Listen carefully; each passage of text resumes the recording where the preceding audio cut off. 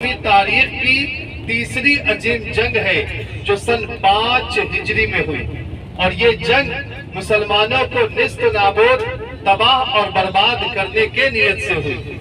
غزوہ بدر اور غزوہ احد کے بعد کفاران مکہ بوکھلائے ہوئے تھے۔ انہوں نے ایک منصوبہ تیار کیا کہ مدینے پہ ہم اتنی بڑی تعداد پہ حملہ کریں کہ سارے مدینے والے ختم ہو جائیں، نہ ایک بھی مسلمان بچے، نہ ان کی نسل نہ ان کی آبادی آگے بڑھے۔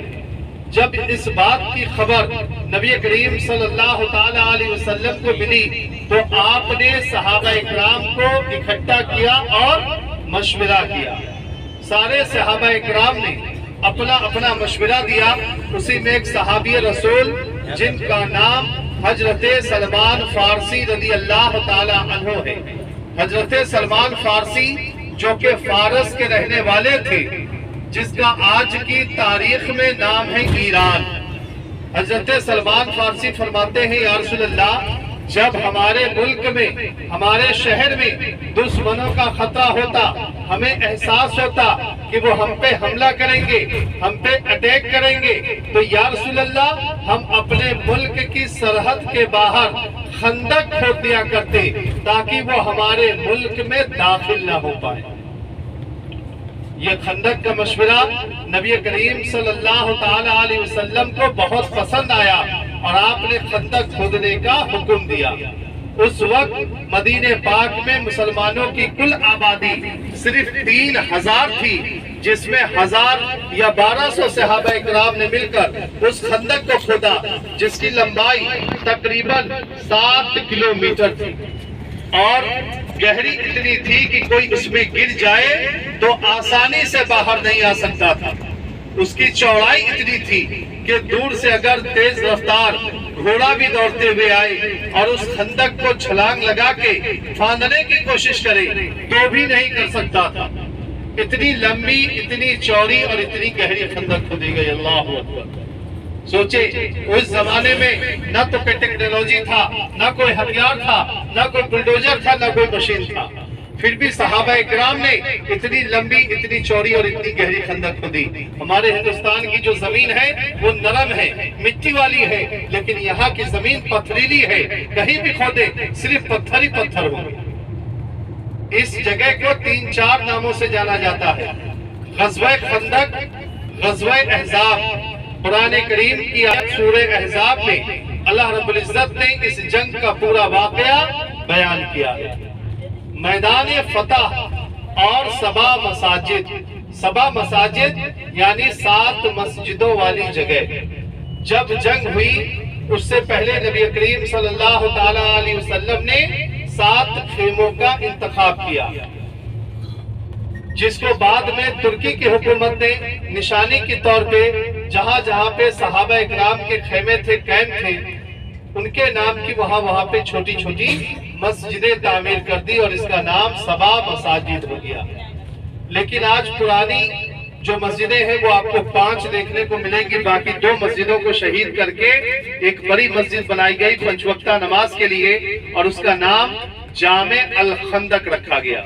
تو انشاءاللہ گاڑی ہماری یہاں پہ دھیرے دھیرے چلے گی اور ان پرانی مسجدوں کی ہم آپ کو زیارت کرائیں گے جہاں پہ صحابہ اکرام کے خیمے ہوا کرتے تھے۔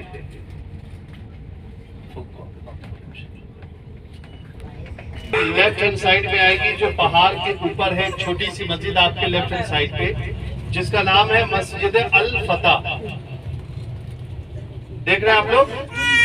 مسجد الفتح وہ جگہ ہے جہاں پہ نبی کریم صلی اللہ تعالی علیہ وسلم کا خیمہ تھا، اور اس جنگ کی جیت کے لیے 3 دن لگاتار آپ صلی اللہ تعالی علیہ وسلم یہاں پہ دعا کرتے رہے، اور آپ نے فتح کا اعلان یہیں سے کیا۔ اس کو مسجد الفتح کہتے ہیں، آپ کے لیفٹ میں اوپر۔ اب لیفٹ کہیں نیچے دیکھیں گے یہ کالے پتھر کی مسجد، جس کا نام ہے مسجد سلمان فارسی رضی اللہ تعالیٰ عنہ، جنہوں نے خندق کھودنے کا مشورہ دیا تھا۔ اب آپ کے لیفٹ پہ جو یہ سفید کلر کی مسجد ہے، وائٹ کلر کی، 2 پرانی مسجدوں کو شہید کر کے یہ بڑی مسجد بنائی گئی 5 وقتہ نماز کے لیے، اور اس کا نام جامع الخندق رکھا گیا۔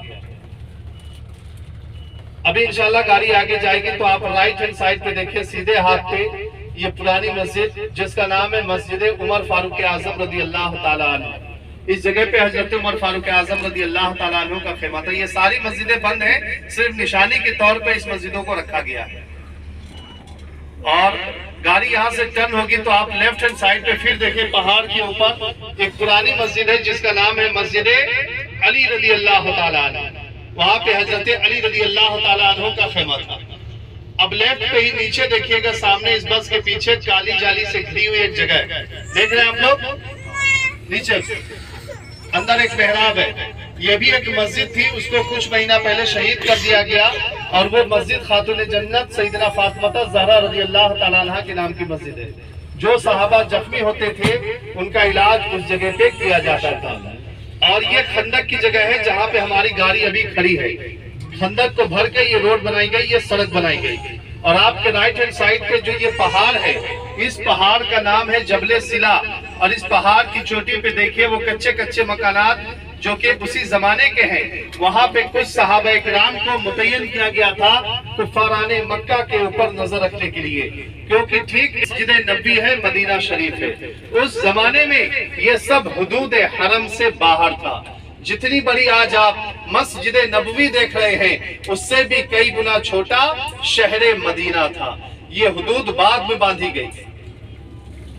اور یہ خندق جس کے اوپر ابھی ہماری گاڑی کھڑی ہے، اب تو یہ سڑک میں تبدیل ہو گئی ہے. سامنے دیکھیے دور جبل احد کا پہاڑ نظر آ رہا ہے، وہاں تک کھودی گئی تھی. اللہ اکبر.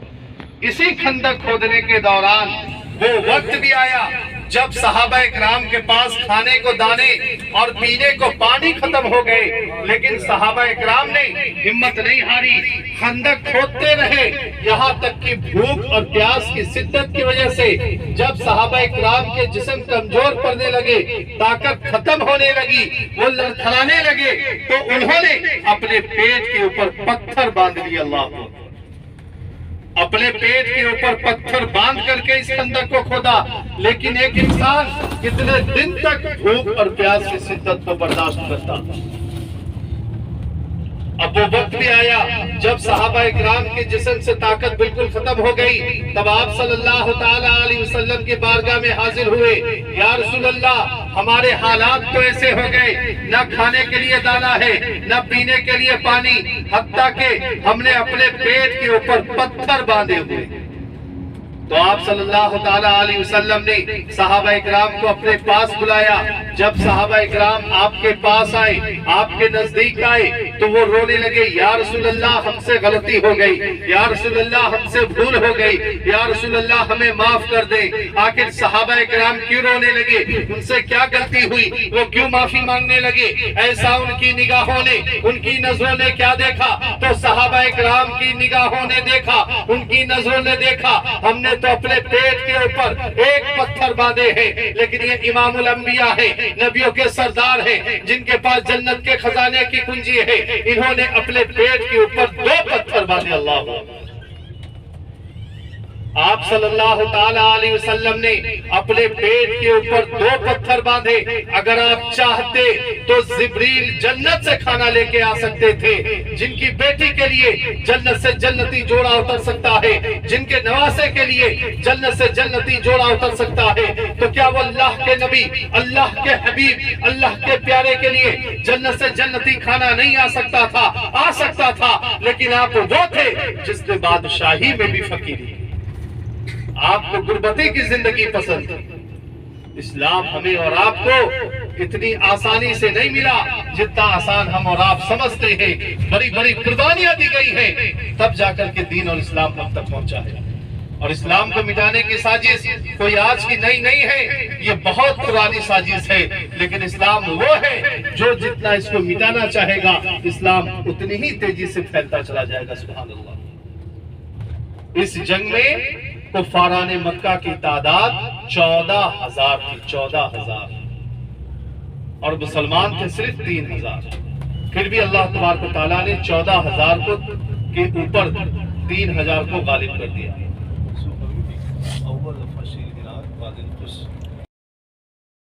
صحابہ اکرام پریشان ہو گئے. یا رسول اللہ، یہ کیا معاملہ ہے؟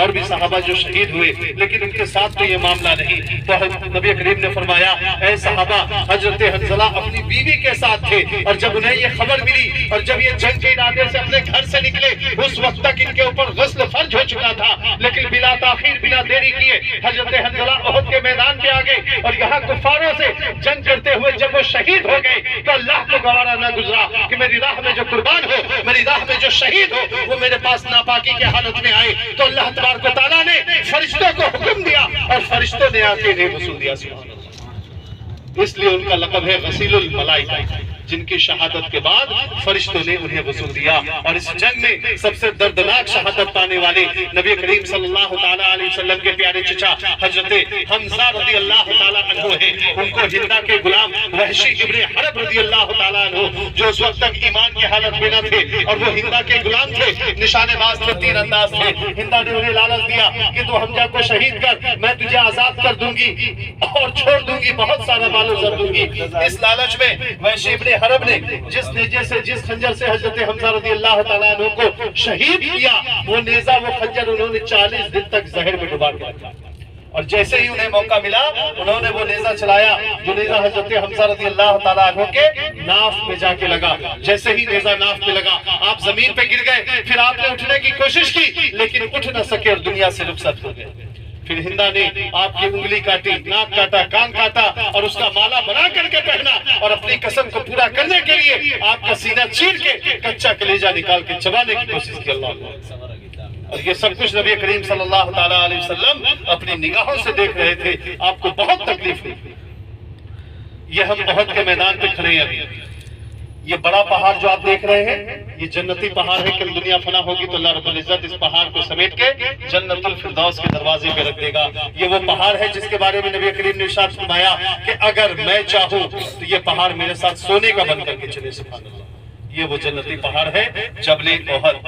اور جب نیچے اتریں گے تو لیفٹ آپ اپنے یہاں پہ دیکھیں گے ایک چھوٹی سی پہاڑی ہے جس پہ کچھ لوگ کھڑے ہوں گے۔ نیچے میدان میں جائیں گے تو یہ اس طرف دیکھیں گے کچھ لوگ کھڑے ہوں گے۔ اس پہاڑ کا نام جبل رومات ہے، جس کے اوپر 50 صحابہ اکرام تیر انداز کھڑے کیے گئے تھے۔ آج دیکھیں لوگ اس پہاڑ کے اوپر فوٹو اور ویڈیو بنانے کے لیے خوشی خوشی چلے جاتے ہیں، لیکن اس سے بچنا چاہیے کیونکہ یہ مقام ادب اور احترام کا ہے۔ یہ وہ جگہ ہے جہاں پہ نبی کریم صلی اللہ تعالیٰ علیہ وسلم نے آنسو بہائے ہیں۔ اس پہاڑ کے اوپر 10 صحابہ اکرام کو شہید کیا گیا۔ اسی پہاڑی کے دامن میں حضرت حمزہ رضی اللہ تعالیٰ عنہ کو شہید کیا گیا اور ان کا سینہ چیر کے کچا کلیجہ نکال کر کے چبانے کی کوشش کی گئی۔ اللہ اکبر، اور ان کے خون کے قطرے نہ جانے کہاں کہاں گرے ہوں گے۔ ہمیں اور آپ کو اس کا علم نہیں ہے، ہم اور آپ سے فوٹو اور ویڈیو بنانے کے لیے سے جاتے ہیں، اس سے بچنا چاہیے۔ گاڑی انشاءاللہ 10 سے 15 منٹ کے لیے رکے گی۔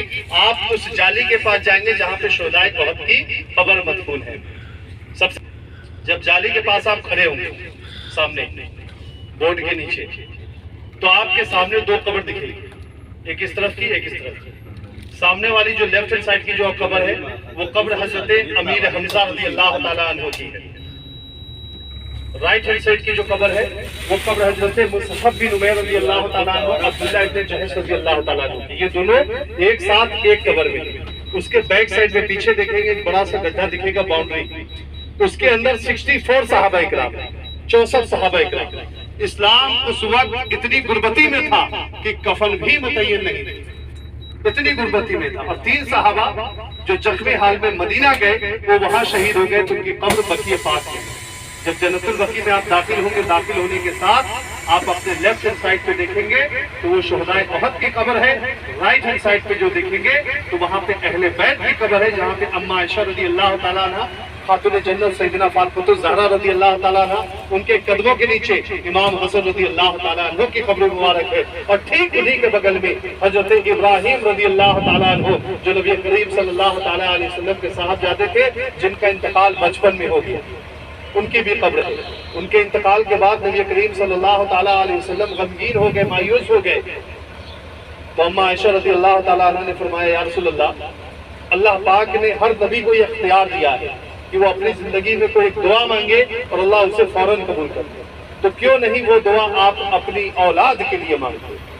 قربان جائیں نبی کریم صلی اللہ تعالیٰ علیہ وسلم کے اوپر، فرماتے ہیں عائشہ وہ دعا میں نے اپنی امت کے لیے بچا کے رکھی۔ سبحان اللہ، کل جب میری امت روز قیامت میدان محشر پریشان ہوگی، مصیبت میں ہوگی، تب میں اللہ سے وہ دعا مانگوں تو انشاءاللہ اللہ خلاص تو 10 منٹ کے لیے گاڑی رکے گی، یہاں کوئی نماز نہیں ہے، اس جالی کے پاس جا کے دعا کر کے جلد سے جلد واپس آئے، کیونکہ ظہر کا وقت اب قریب ہو رہا ہے۔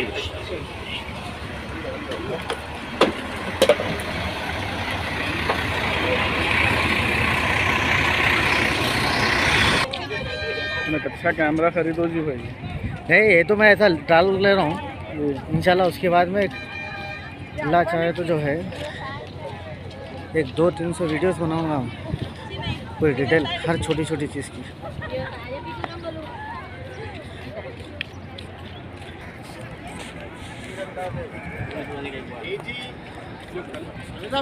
ہاں، جبل روما۔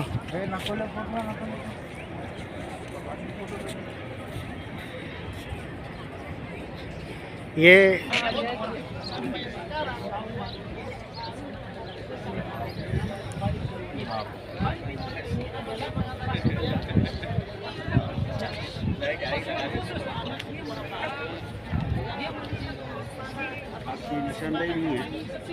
کس کی بھی نہیں ہے، یہ آپ لوگوں کے لیے بنا رہا ہوں بھائی۔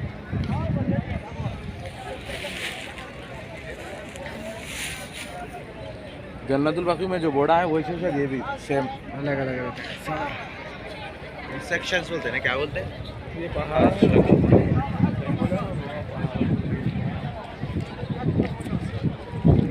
یہ جنگ جیتے جیتے رہ گئے۔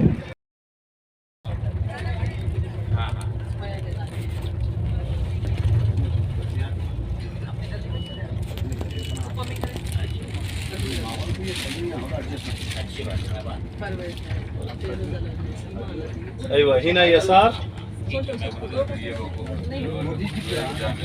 اب انشاءاللہ العزیز ہماری اور آپ کی اگلی زیارت، جس مقدس مقامات کی زیارت کے لیے ہم اور آپ جائیں گے، اس جگہ پہ تاریخ اسلام کی دوسری عظیم جنگ ہوئی، جسے ہم غزوہ احد کے نام سے جانتے ہیں۔ جنگ احد اسلامی تاریخ کی دوسری عظیم جنگ ہے، جو سن 3 ہجری 12 سوال کو ہوئی، اور یہ جنگ مسلمانوں سے بدلہ لینے کے نیت سے ہوئی۔ ہنا یمینا اسلامی تاریخ کی سب سے پہلی جنگ سن 2 ہجری 17 رمضان المبارک کو مدینہ پاک سے 170 کلومیٹر دور بدر شریف میں ہوئی، جسے ہم غزوہ بدر کے نام سے جانتے ہیں۔ اس جنگ میں کفاران مکہ کی تعداد 1000 تھی اور مسلمانوں کی تعداد صرف 313۔ اللہ تبارک و تعالیٰ نے اس جنگ میں مسلمانوں کو فتح بخشی، مسلمانوں کی جیت ہوئی اور کفاران مکہ کی کراری ہار ہوئی۔ ان کے بڑے بڑے سردار اس جنگ میں مارے گئے، جس میں ابو جہل، عتبہ، شیبہ، ولید، امیہ بن خلف 70 کفار مارے گئے اور 70 ہی گرفتار ہوئے، جنہیں بعد میں مدینہ لا کر فدیہ لے کر کے چھوڑ دیا گیا، جس میں آپ صلی اللہ تعالیٰ علیہ وسلم کے چچا حضرت عباس رضی اللہ تعالیٰ عنہ بھی تھے۔ کفاران مکہ جب یہ جنگ ہار کے واپس مکہ گئے تو ان کی عورتوں نے انہیں بہت جلیل اور رسوا کیا، تو اس ہار کا بدلہ لینے کے لیے کفاروں نے ٹھیک 1 سال کے بعد سن 3 ہجری 12 سوال کو یہ دوسری جنگ کی، جسے ہم غزوہ احد کہتے ہیں۔ احد اصل ایک پہاڑ کا نام ہے۔ احد یہ پہاڑ ہے جس کے بارے میں نبی کریم صلی اللہ تعالیٰ علیہ وسلم نے ارشاد فرمایا کہ یہ پہاڑ مجھ سے محبت کرتا ہے اور میں اس پہاڑ سے محبت کرتا ہوں۔ سبحان اللہ۔ یہ پہاڑ جنتی ہے، جب نیچے اتر کر اس پہاڑ کا دیدار کریں تو محبت بھری نگاہوں سے کریں اور اللہ تبارک و تعالیٰ سے دعا کریں، اللہ ہم تو گنہگار، خطاکار، سیاہکار، بدکار تھے، لیکن میرے مولا تیرا کرم ہے کہ تو نے مجھ جیسے گنہگار کو اتنی مبارک، اتنی پاک سرزمین پہ بھیجا، اور آج ہماری نگاہوں کے سامنے یہ جنتی پہاڑ ہے۔ مولا آج ہماری زندہ آنکھوں نے اس پہاڑ کا دیدار کیا، مولا کل آخرت میں بھی ہم سب کو جنت عطا فرما، تاکہ اس پہاڑ کا دیدار ہم سب جنت کے دروازے پہ کر سکیں۔ آمین۔ یہ وہ جنتی پہاڑ ہے جس کے دامن میں یہ جنگ ہوئی، اور اس جنگ میں کفاران مکہ کی تعداد 3000 تھی، اور جو لوگ مدینے سے چلے تھے جنگ کرنے کے لیے 1000 کی تعداد میں، لیکن جب آدھے راستے پہ آئے تو ان میں سے 300 واپس ہو گئے۔ اور یہ 300 کون تھے؟ یہ تھے منافقین، اور ان منافقوں کا سردار تھا عبداللہ ابن ابی۔ وہ اپنے 300 ساتھی کو لے کر آدھے راستے سے واپس ہو گیا۔ اب 700 صحابہ اکرام اس جنگ میں آئے، جس میں 70 صحابہ اکرام کی اس جنگ میں شہادت ہوئی۔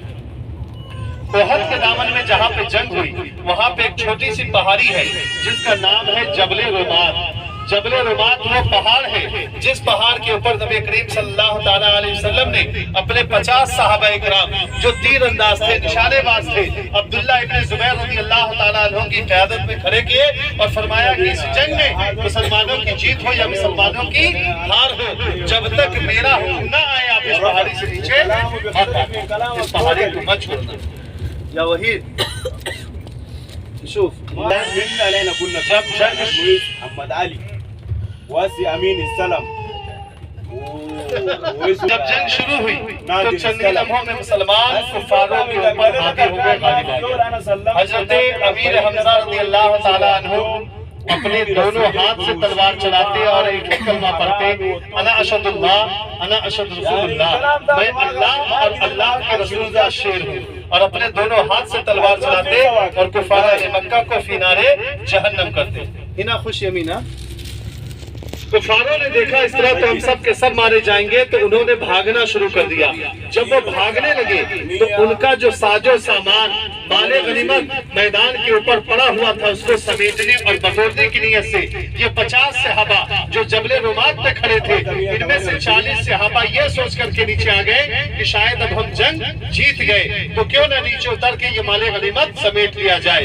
جب وہ مال غنیمت سمیٹنے میں مصروف ہو گئے تو اسی پہاڑی کے دامن میں 200 یا 300 کفار کے ساتھ چھپے ہوئے تھے۔ خالد بن ولید رضی اللہ تعالیٰ عنہ اس وقت تک ایمان کی حالت میں نہ تھے، اور وہ کفاران مکہ کی طرف سے ان کے سپاہ سالار بن کر کے آئے تھے۔ خالد بن ولید نے جب دیکھا کہ یہ پہاڑی کھڑی ہو گئی تو اتنا زبردست حملہ کیا، اتنا زوردار اٹیک کیا کہ جو صحابہ اپنی تلوار میان میں رکھ چکے تھے انہیں تلوار نکالنے کا بھی موقع نہ ملا، اور جنگ کا پورا نقشہ چینج ہو گیا۔ جب کفاران مکہ کا حملہ تیز ہوا مسلمانوں کے اوپر تو حضرت بلال حبشی رضی اللہ تعالیٰ عنہ بہت سے دوڑتے ہوئے مدینے کی طرف گئے اور دور سے آواز لگانے لگے کہ مسلمانوں کی مدد کے لیے چلو، مسلمانوں کی مدد کے لیے۔ حضرت حنظلہ رضی اللہ تعالیٰ عنہ کے کان میں جیسے ہی آواز پڑی وہ اٹھ کھڑے ہوئے اور اپنے گھر سے نکل کر کے احد کے میدان میں آ گئے، اور یہاں کفاروں سے جنگ کرتے ہوئے جب وہ شہید ہو گئے، اس کا ذکر ہمیں حدیث نبوی میں ملتا ہے۔ سب سے پہلی کھجور جس کا نام ہے اجوا۔ اجوا وہ کھجور ہے جس کے بارے میں نبی کریم صلی اللہ تعالیٰ علیہ وسلم نے ارشاد فرمایا کہ اجوا کھجور کے 7 دانے جو شخص صبح نہار پہ خالی پیٹ کھائے گا اس دن اس کے اوپر جادو اور زہر کا اثر نہیں ہوگا۔ سبحان اللہ۔ یہ اجوا کھجور کی طاقت ہے کہ کسی نے اگر 7 دانہ اس دن کھا لیا تو اس کو کوئی زہر بھی پلا دے تو اس کے اوپر کوئی اثر نہیں ہوگا۔ یہ اجوا کھجور کی طاقت ہے، یہ اس کی تاثیر ہے۔ دوسری کھجور جس کے بارے میں نبی پاک نے ارشاد فرمایا کہ یہ کھجور ہر بیماری سے پاک ہے، برکت والی، یعنی جس گھر میں وہ کھجور ہوگی اس گھر میں کبھی فاقہ کشی نہیں ہوگی۔ اس کھجور کا نام ہے برنی۔ یہ 2 کھجور حدیث نبوی ہیں۔ ایک کھجور جو طاقتور کھجور ہوتی ہے، جب صحابہ اکرام جنگ پہ یا سفر پہ جاتے تو اس کھجور کو اپنے ساتھ لے جاتے، جس کا نام ہے امبر۔ یہ دیکھیں آپ left hand right hand side میں ماشاءاللہ مدینہ پاک کے کھجور کے باغات ہیں، الحمدللہ ثم الحمدللہ، اور بڑی خوشی کی بات ہے کہ ہم مدینہ پاک میں ہیں۔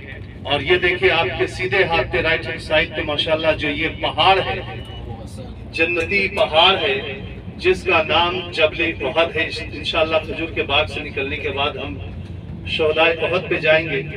اسی پہاڑ کے دامن میں بسا ہوا ہے ماشاءاللہ یہ مدینہ پاک کا کھجوروں کا باغ۔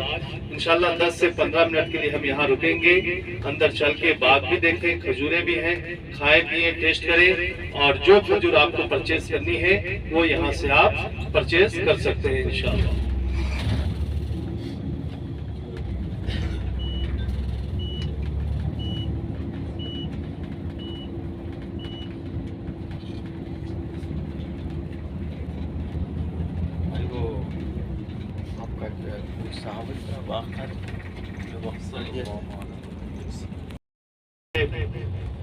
تو فتح کیسے ہوئی؟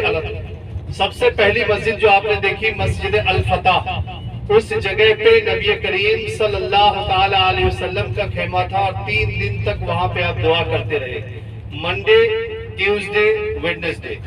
تیسرے دن جب اللہ تبارک و تعالیٰ نے آپ کی دعا قبول فرمائی تو اللہ پاک نے 2 ہواؤں کا نزول فرمایا۔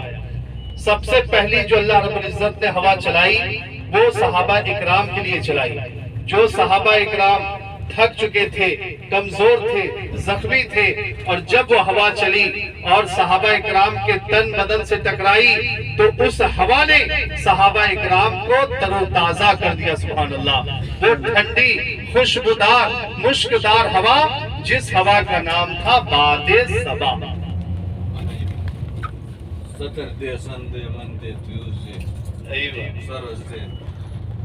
باد صبا وہ ہوا تھی جو غزوہ خندق کے دوران اللہ رب العزت نے مسلمانوں کے لیے چلائی۔ اس ہوا کا ذکر آپ لوگوں نے کئی جگہ پہ سنا ہوگا، نعت وغیرہ میں جیسے کہتے ہیں کہ پیغام صبا لائی ہے گلزار نبی سے، آیا ہے بلاوا مجھے دربار نبی سے۔ تو وہ ہوا تھی غزوہ خندق کے دوران اللہ پاک نے چلائی۔ دوسری ہوا جو اللہ رب العزت نے چلائی وہ کفاران مشرکین کے لیے، وہ زہریلی طوفانی گرم ہوا جس کا نام تھا باد زرد، اور جب یہ طوفان بن کر کے چلی تو کفاران مکہ اسی ہوا میں تباہ و برباد ہو گئے، ہلاک ہو گئے۔ اس کے بعد سے مدینہ پاک میں نہ کبھی کوئی جنگ ہوئی ہے اور نہ صبح قیامت تک مدینے میں کوئی جنگ ہوگی۔ تو یہ اسلامی تاریخ کی تیسری عظیم جنگ تھی، لیکن مدینہ پاک کی آخری جنگ غزوہ خندق۔ اب انشاءاللہ العزیز ہم اور آپ جس مقدس مسجد کی زیارت کے لیے جا رہے ہیں اس مبارک مسجد کا نام ہے مسجد قبلتین۔ قبلتین عربی لفظ ہے، اردو میں اس کا ترجمہ ہے 2 قبلہ۔ یہ 2 قبلے والی مسجد ہے۔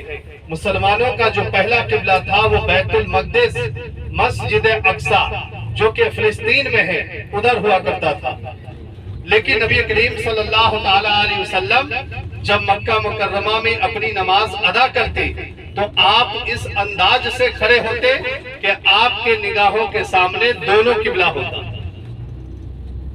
بیت المقدس بھی ہوتا اور بیت اللہ بھی ہوتا۔ لیکن جب آپ مکہ مکرمہ سے ہجرت کر کے مدینہ طیبہ آئے تو آپ نے 16 مہینے 4 دن یا 17 مہینے تک بیت المقدس یعنی مسجد اقصی کی طرف نمازیں ادا کی۔ جہاں یہ مسجد تعمیر ہے اس زمانے میں یہاں پہ ایک قبیلہ آباد ہوتا تھا جس قبیلے کا نام تھا قبیلہ بنو سلیم، اور یہاں ایک صحابیہ بیمار تھی۔ ان کی خواہش تمنا آرزو یہ تھی کہ آپ صلی اللہ تعالی علیہ وسلم ہم کو دیکھنے آتے، ہمارے حال چال کو پوچھنے آتے۔ تو نبی کریم صلی اللہ تعالی علیہ وسلم کو جب یہ خبر دی گئی تو آپ صلی اللہ تعالی علیہ وسلم یہاں تشریف لائے اس خاتون کو دیکھنے کے لیے۔ تو ان قبیلے والوں نے نبی پاک کے کھانے کا انتظام کیا جس پہ وقت ظہر کا ہو گیا، اور آپ صلی اللہ تعالی علیہ وسلم نماز پڑھانے کے لیے کھڑے ہوئے اور 2 رکعت نماز آپ نے بیت المقدس یعنی مسجد اقصی کی طرف پڑھا لی، اور تیسری رکعت نماز میں آپ کے دل میں خیال آیا کہ کاش میرا قبلہ ابراہیمی ہوتا، مسجد حرام بیت اللہ شریف خانہ کعبہ ہوتا، اور آپ اپنی نگاہوں کو آسمان کی طرف اٹھاتے اور جھکاتے۔ اللہ تبارک و تعالیٰ نے حالت نماز میں وحی کا نزول فرمایا اور حکم ہوا محبوب اپنے چہرے کو بیت المقدس سے پھیر کے بیت اللہ کی طرف کر دو۔ جب حکم الہی ہوئی وحی کا نزول ہوا تو نبی پاک صلی اللہ تعالی علیہ وسلم نے اپنے چہرے مبارک کو بیت المقدس سے پھیر کے بیت اللہ کی طرف کر دیا۔ اب آخر کی 2 رکعت نماز آپ نے خانہ کعبہ کی طرف پڑھائی جو صبح قیامت تک ہم سب کا قبلہ ہے، اس لیے اس کو مسجد قبلتین کہتے ہیں، 2 قبلے والی مسجد، کیونکہ ایک نماز میں 2 قبلے تھے۔ انشاءاللہ گاڑی ہماری یہاں 15 منٹ کے لیے رکے گی، آپ اس مسجد میں جائیں گے اور صرف 2 رکعت نفل نماز تحیۃ المسجد کی ادا کر کے آئیں گے انشاءاللہ، اور وقت کا خیال رکھیے گا 15 منٹ میں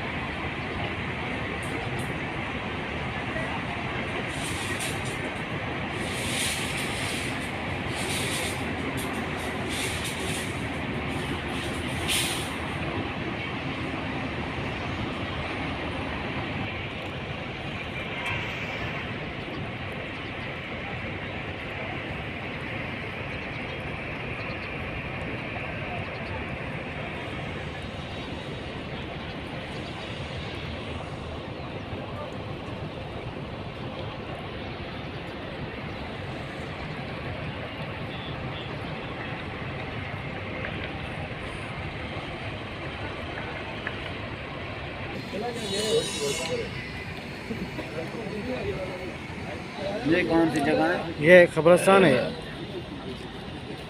यहाँ कबीला था।